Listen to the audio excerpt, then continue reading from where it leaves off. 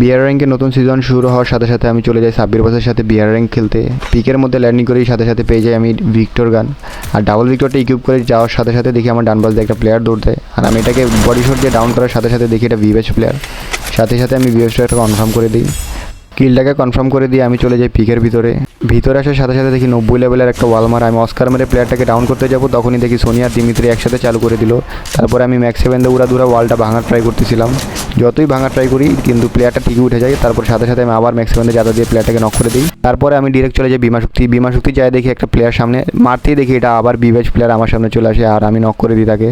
Knock করে দিয়ে আমি সুন্দর করে মেডিকেট করতেছিলাম আর একটু টিম আপ দেখানোর ট্রাই করতেছিলাম, যাতে টিম আপ করা যায় কিনা দেখা যায়। তারপর আমি চলে আসি ডিগ্রি সেলুনের ঘরে এসে দেখি পুরো স্কোয়াড বসে আছে। দামদম 2টা শট দিলাম, 2টা ম্যান নক।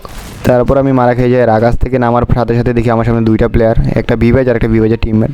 দেখো এই 2টাকে কীভাবে মারি। ভিভেজের টিমমেটকে সুন্দর করে হেডশট আর ভিভেজকে দিয়ে দিলাম বডি শট। দুইজনই আমার হাতে মারা।